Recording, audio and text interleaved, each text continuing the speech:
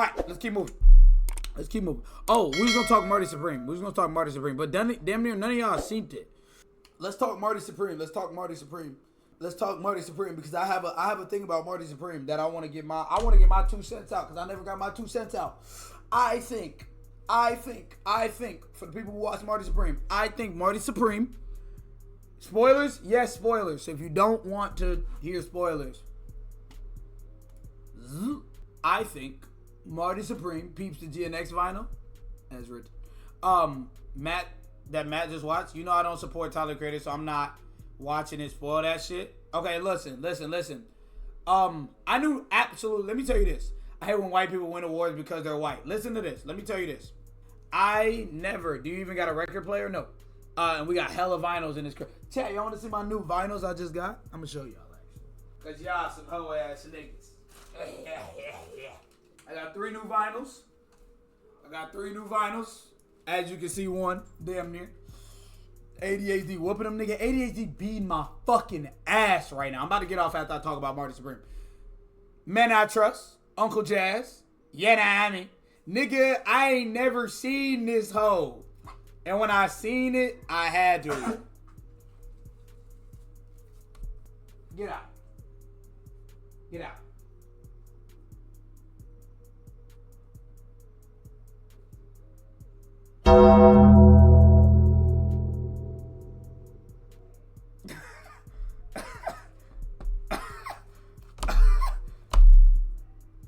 He didn't get out. Because he don't fucking listen. Next one. I give y'all this. I really never listened to the full album of this. I've listened to maybe 4 songs of this. Never listened to this full album by Outkast. But on God, this one of the coldest cover arts that could ever be a cover art. So I bought the motherfucker. Had to. This is one of the coldest fucking cover arts that like, I seen it and I was like, I'm gonna keep it a bean. This is probably like one of rap's best covers. Like actually. So had to cop. I want to tattoo that cover. Literally, my next tat is not inspired by it, but it is kind of similar. You'll see. And then lastly, Illmatic. You know what I mean? Chat, did y'all see I broke my fucking door? I broke the fucking door. ADHD is beating my... Marty Supreme. Let's talk Critics' Choice Awards first. Obviously, Sinners was nominated for 17 different nominations, and they only won 4. We're not gonna get into that. Let me tell you about Marty Supreme though, because I think a lot of people is talking about Marty Supreme and all types of other shit, right? Let's talk about it for a second. I think Marty Supreme is white propaganda. Turn the music on.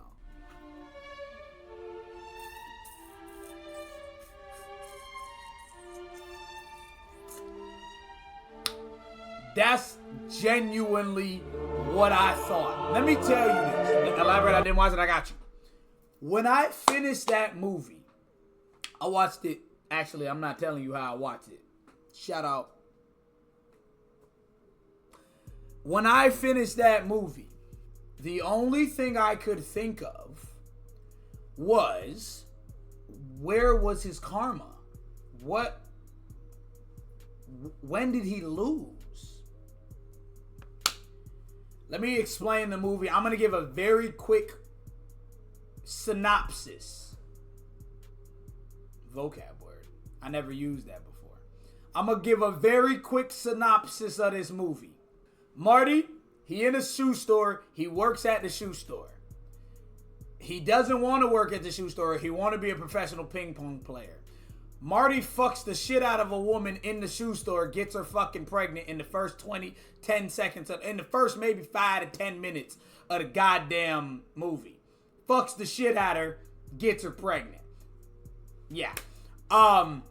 Marty then goes to play ping pong and he loses. He thinks he's gonna win and he loses. Hint though, let me say this. He lost to a Japanese man. This is needed as context because Marty is doing all of this in the 1950s, 1952 to be exact, right after World War I. I liked Marty Supreme. Very entertaining show. I'm a little too radicalized though. And this just not the year to give me a Wolf of Wall Street type of white man, because we need to be talking accountability with white men. We don't need to be talking go out, fuck the shit out of women and get them pregnant, damn near fuck up in every single way possible, and I'll let y'all know how in a second. Fuck up in every way possible. Fuck over your best homies, your mama, your uncle, your baby mama. Fuck over everybody. All to win this match, go home, and still end up with a healthy baby at the end of the movie. And the ability to do it again. This is why I think y'all should watch. After what I'm about to tell y'all, I need y'all to watch this movie. He goes, because I'm going to end stream with this just so y'all niggas can pick up what I'm putting down. He goes to the ping pong thing. He loses to the Japanese man. He spirals damn near. He spirals, but like they don't show. No, fuck that, Matt. Don't give him that. He doesn't spiral. They don't show him spiraling. He just wants to win next year. So his main focus for the rest of the movie is getting to it next year and winning, right? Marty does some bullshit, fucks over everybody, right? He fucks up everybody, lies to niggas, gets in big suites, does all types of shit while he was at the ping pong tournament. So for the next year's ping pong tournament, Marty he has to pay a $1,500 fine. This is the 1950s. $1,500 is like 30 bands like now. Like, it's a lot of money. He got to pay a $1,500 fine, right? The rest of the movie, he's trying to get this money for the fine. I mean this in no exaggeration. Spoilers are coming. When I tell you this nigga took money from one of his best homies, the black man Tyler. When I tell you this nigga blew up a gas station and murked niggas because he doused them in gasoline, the whole gas station blew up. He blew up the gas station and killed multiple niggas. He got his pregnant wife shot in the arm. He denied his child the entire movie. What else did the nigga do? Oh, he got a nigga dog fucking... He dropped a tub on a nigga dog. Mind you, most movies do not... This is when I really keyed into how nuts this nigga was. Most movies don't do any damage to animals for obvious reasons. The dog got hurt. The nigga arm got... The nigga who he landed on when the dog got hurt, the nigga arm got bust out his arm. He could see his bone, and it was blood, and it was all types of shit. To me, it was a gruesome injury. All of these things happened to the people around this nigga Timothy Chalamet, Marty, in the movie. And I kid you not, go watch the fucking movie. Ace hearing in the background, he knows. I kid you not, this nigga Marty literally didn't get a scratch the whole movie. He took niggas' money. He swindled niggas. When I tell you nobody even laid a finger on this nigga. If anything, there was a key scene of him getting locked up. He got like locked up by a police officer, and they let him go in the same scene because it was really just his uncle, the nigga who gave him the shoe job. That was one of his homies. And he said, I'ma lock you up because XYZ, but XYZ, you good. He got no repercussions. So basically, if we got, yes, anime logic, this nigga had the most plot armor I've ever seen. Plot armor to the point where he didn't take damage the whole fucking movie. How does the movie end, Matt? Why is this white propaganda? After all of this, Marty ends up he finally gets to Tokyo to do the next year's ping pong tournament, right? Only problem is he was banned from doing the ping pong tournament that year. Nothing he did mattered because when he got there, the nigga told him, no gang, you not doing this fucking tournament, phone them. Cool. He was in an exhibition match, however. He was in an exhibition match, though, with the Japanese guy that had beat him last year, right? purposely loses the first exhibition match. The second one, he begs them to let him get a real game. And he ends up winning this match. While winning the I'm telling y'all gotta watch this movie. While winning the match, bro, you can see all the Japanese fans are in the stands like mad as fuck because he just won. And then you can see all of the Americans that are in the front row like, yeah, America. He ends up he couldn't get back home. Let me tell y'all this. He couldn't get back home. The reason why he also fucked like a rich nigga, a very rich nigga, like a billionaire. He fucked the billionaire's wife multiple times. No repercussions. He actually got taken under his wing enough to fly him to the ping pong tournament. I forgot that part. Anyways, the nigga ends up finally getting home. He gets home, even though he didn't have a ride. He gets home because the niggas that were the soldiers let the nigga fly back on their plane. Military plane, mind you. Niggas is sitting there like Ghost Recon when you get thrown out that motherfucker. Military. They let him go back on the plane. He gets back into the thing. The girl that he was denying is in labor. He gets to the hospital. He misses the pregnancy, but he tells her, "I'm with you." He goes to see his son or his daughter. Of course, this is the 1950s. So what race do you think the nurse was? The sitting nurse that, watches all the babies, and the delivery nurse. What race you think she was? And he says, oh, and starts crying at the sight of his baby. And the movie ends with the fucking song, Wondering had I better, nothing ever lasts forever. You know what I mean? That's how the movie ended. When I tell you my blood was boiling, because I'm like, Phonem, what did I just watch? Even in most movies, yes, everybody wants to rule the world. One of the best songs ever. It's also a very weird song to put at the end if what they wanted you to understand by that last moment of him looking at the baby was, and this was what me and Alan had a conversation about. We didn't get to really get into it on the Jam episode because obviously y'all see how long it would have been me trying to explain it. It's just a lot. The reason why I had so much of an issue with it is Alan's thing was he thought at the end of the movie it was kind of him realizing that none of the shit he did mattered and all of that shit was dumb, and at the end of the day he just like it's about the baby and he just gonna go back to being a shoe nigga because XYZ. And I'm sitting there like no, what I saw, even like you gotta watch the movie to understand it. Even when the nigga is playing, when he's playing in his last match against the Japanese nigga, the white man and the person who's over the ping pong shit, they weren't looking at that nigga like, oh, disgusted. They were looking at that nigga like, is he really gonna beat him? Is he serious? This is good for money. This is good for ratings. This is good for... What I saw was that this nigga got a baby. He made it back. He got a healthy child. And next year, he probably gonna do the same. There was no self-reflection. Next year, he probably gonna go back to the tournament to try to win again. No. Did he break his arm? Did he fuck his mental up to where he can't do ping pong no more? No. He literally basically didn't even get to start his career still.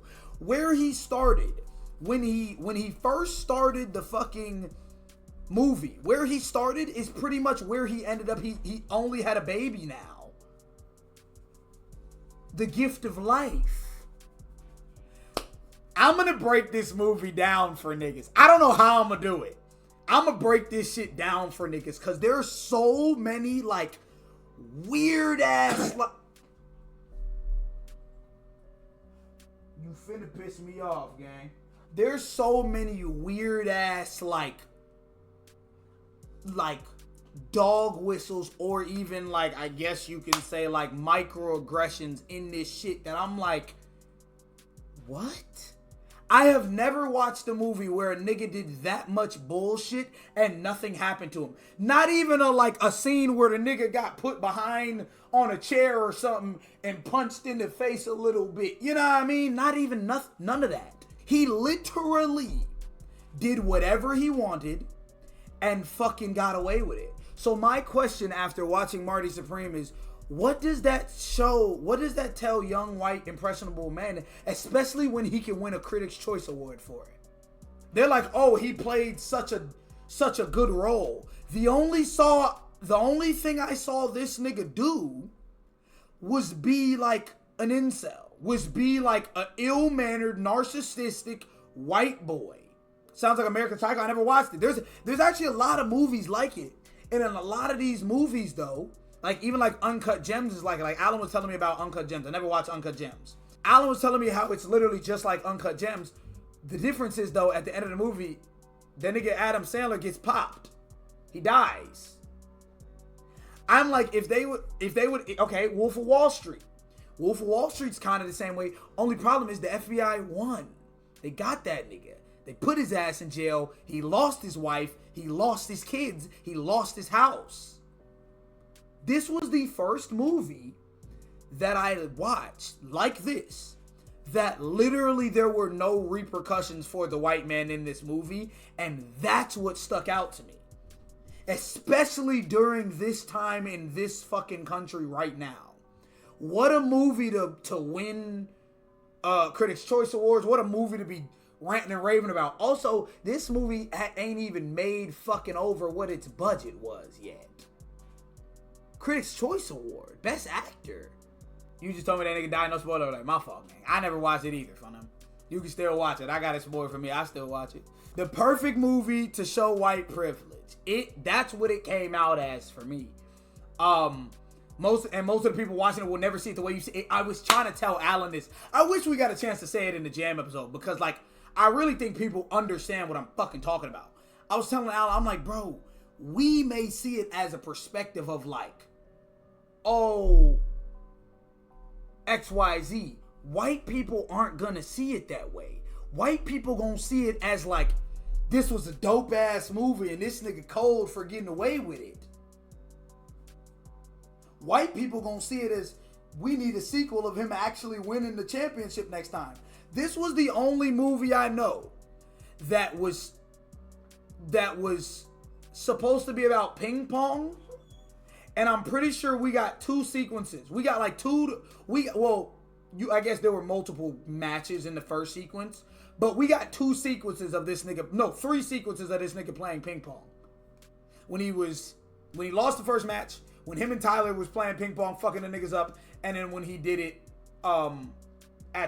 in Tokyo. Obviously throughout there he was like practicing and shit. But other than that, it was no even self-reflection while he was practicing. We don't know how he got into ping pong. We don't know anything. And yes, Marty Supreme is based on another person's actual life. I understand that. The problem is, damn, I have a hard time believing that the real nigga Marty, what is his name? I believe his name is Marty, like Reisman. Yes. Reisman. I literally, bro, it threw me off so much that I was doing research on this nigga, Marty Reisman. I don't know. Let's look through it real quick. I'm not gonna believe, though, that he did all the shit that Timothy did in the movie and nothing happened to this nigga. And if it did, hell of a movie to drop right now as his last movie. How'd he die? Heart and lung complications. He was married twice, had a daughter, Debbie, his first wife. Second wife was Yoshiko Reisman. So did he go to Japan and fuck? I don't know nothing about this nigga. His shit is so small, chat. I literally don't know nothing about this nigga. Don't know how he died. Don't know none of this shit. It don't say shit about him fucking on women. And I don't know, bro. This chat, look how little this nigga Wikipedia is. This nigga Wikipedia is like minuscule for them. And if anything, it sounds like he was much more of a fucking table tennis player than a goddamn mafia leader. That's how this nigga was moving the whole movie. Like he was a part of the mafia. Like he couldn't get touched. And he didn't get touched. Even the nigga, bro, oh my God, I forgot this part. The girl that he impregnated was also with another nigga. So even when he found out that she was cheating on him and that fucking she had his baby, Marty went up to the nigga door and beat the shit out of him. He hit the shit out of him and nothing happened to Marty. They left him alone after that.